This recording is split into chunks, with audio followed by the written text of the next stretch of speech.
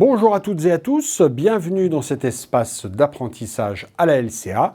Je m'appelle Laurent Becmont, professeur de pharmacologie clinique à la faculté de médecine de l'Université Paris-Saclay. Alors, on va voir là rapidement quelle est la loi qui encadre la recherche clinique. Alors là, on n'appelle pas ça la recherche clinique dans la loi, mais la recherche impliquant la personne humaine. Les juristes, évidemment, il faut toujours qu'ils fassent un peu plus compliqué. En traduction juridique, la personne humaine, c'est une personne qui va pouvoir consentir à la participation de l'étude, ce qui exclut de fait l'ensemble des études rétrospectives. Tout ça, ce sont des études prospectives. Effectivement, sur une cohorte de patients qui est déjà constituée, dont par exemple certains sont morts, ça va être difficile de demander l'avis des patients pour qu'on utilise leurs données. Donc, la recherche, c'est la loi dite Jardet, juin 2016, qui a été réadaptée au niveau européen, mais on est toujours dans le même cadre. 3 situations. 2 qui sont interventionnelles et la 3e qui est non interventionnelle.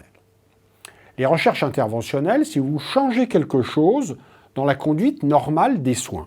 Vous pouvez, par exemple, la randomisation ou un candidat médicament. Toutes les recherches sur des nouveaux médicaments sont des recherches interventionnelles de la catégorie intervention sur la personne non justifiée par la prise en charge habituelle.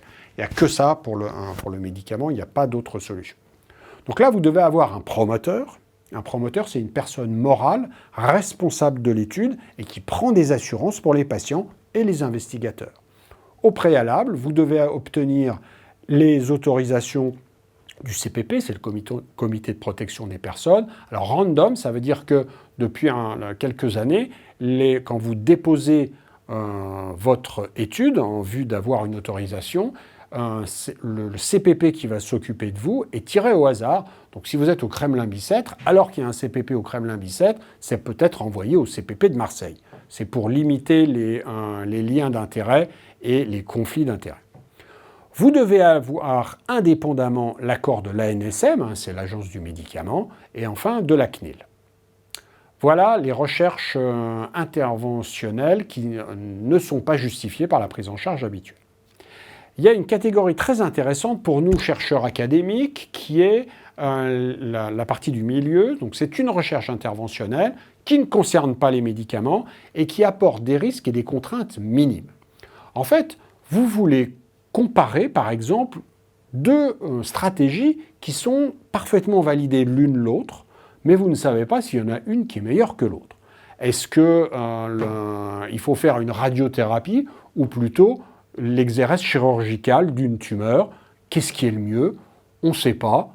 Eh bien, les 2 sont possibles. Prenez par exemple la prostate, cancer de la prostate, radiothérapie ou exérèse chirurgicale. On n'a toujours pas répondu à la question. Non franchissant la capsule, naturellement. Donc, vous pouvez là faire un essai randomisé. De toute façon, le patient doit être traité. Donc le risque et les contraintes, elles sont minimes parce que finalement, il va avoir soit la radiothérapie, soit la chirurgie. Dans les 2 cas, les effets indésirables sont acceptés finalement par le soin habituel. L'investigateur là n'est pas forcément une personne qualifiée au sens médecin. Vous pouvez faire les psychologues peuvent faire ça, les dentistes peuvent faire ça. Donc toutes les professions, les infirmiers peuvent faire ça, toutes les professions paramédicales peuvent être investigateurs dans ce type de recherche interventionnelle à risque et contraintes minimes. En pédiatrie, un avantage aussi, c'est que la possibilité, si le CPP l'accorde, qu'un seul parent signe, parce que habituellement, pour les recherches non justifiées par la prise en charge habituelle, il faut que les 2 parents, je vous prie de m'excuser, signent pour que leur enfant participe à l'étude. Autant vous dire que d'avoir les 2 parents à une consultation ou une hospitalisation, c'est loin d'être évident de les avoir tous les 2 en même temps, et souvent on ne peut pas inclure des enfants de ce fait parce qu'on a un seul des 2 parents. Là, pour les risques et contraintes minimes, un seul parent et la signature le consentement d'un seul parent est possible, si tant est que le CPP l'est accepté. Il faudra néanmoins toujours un promoteur, c'est-à-dire une personne responsable de l'étude, qui prenne des assurances pour les patients. Là, cette fois-ci, en termes d'autorisation, vous avez toujours le comité de protection des personnes, dont vous devez obtenir l'accord avant de pouvoir commencer. Pour ce qui est de la NSM, comme ça ne concerne pas tellement le médicament et que c'est des risques et contraintes minimes, vous envoyez votre protocole d'étude à la NSM, vous l'informez, mais vous n'attendez pas en retour un accord de la NSM. Et enfin, il vous faut toujours la CNIL, je vous rappelle, c'est la Commission nationale informatique et liberté. C'est en général pour la sécurité des données et le maintien de l'anonymat de toutes les données que vous allez saisir. Et enfin, la troisième partie, ce sont des recherches non interventionnelles, où vous vous ne modifiez en rien les soins habituellement pratiqués. Et ça, c'est l'épidémiologie. Donc je vous rappelle, c'est l'épidémiologie prospective. Tout ce qui est rétrospectif, donc sur base de données déjà établies, ne rentre pas dans ce cadre de recherche non interventionnelle. Donc là, donc ce sont des études prospectives, vous n'allez pas modifier les soins habituels, vous devez informer les patients et recueillir au minimum leur non-opposition. Le patient ayant le droit de s'opposer à ce qu'on utilise ces données de soins prospectifs dans l'étude. Par exemple, quand vous regardez les courriers qu'on fait pour ou une consultation ou une hospitalisation, en bas, et comme toujours en tout petit, il y a marqué vos données médicales peuvent être utilisées de façon anonyme pour des études ultérieures. Vous avez le droit de vous opposer à l'utilisation de vos données, mais si vous ne vous opposez pas, eh bien, par défaut, vous pouvez faire de la recherche. Bon, l'idéal, c'est quand même de faire signer le patient pour lui demander son avis et s'il est d'accord, mais ça, c'est un truc très français. Mais quand vous allez devoir publier votre étude, la non-opposition, je peux vous assurer que Kuala Lumpur, New York, Québec ou en Espagne, tout ça, ils ne connaissent pas la non-opposition. Donc, pour les futurs chercheurs que vous serez, j'espère, eh bien, faites signer un formulaire de consentement. Donc là, il y a un promoteur qui est responsable de l'étude.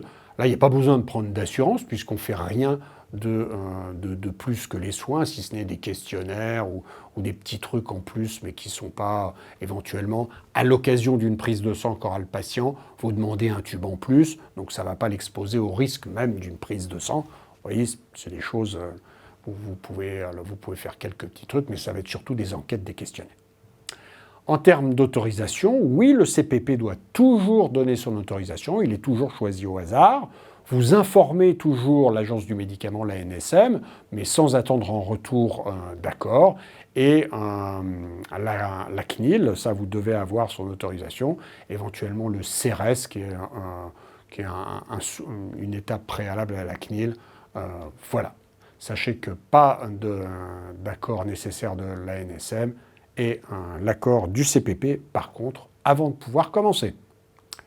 Alors si on résume, promoteur, CPP, consentement, assurance, autorisation à NSM, CNIL, le fameux CRS qui a remplacé maintenant même la CNIL, eh bien, dans les recherches interventionnelles non justifiées par les soins habituels, en orange, vous devez avoir à peu près tout, sauf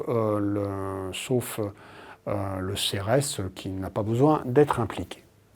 Dans les recherches interventionnelles à risques et contraintes minimes, donc qui ne comportent pas les médicaments, un promoteur, un CPP, un consentement écrit ou oral, je conseille toujours l'écrit quand même.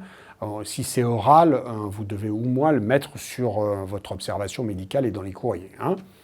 Une assurance, pas besoin de l'autorisation de la NSM, juste une information. La CNIL, oui, pas besoin du CRS.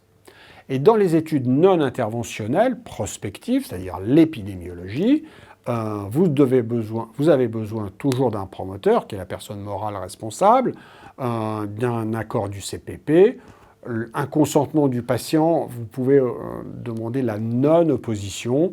ou le consentement oral. Enfin, le top, c'est l'écrit, quoi, hein. Le gold standard international, c'est le consentement écrit. Où vous signez, vous, avec le patient, comme sur un contrat d'assurance que vous faites quand vous achetez votre trottinette électrique.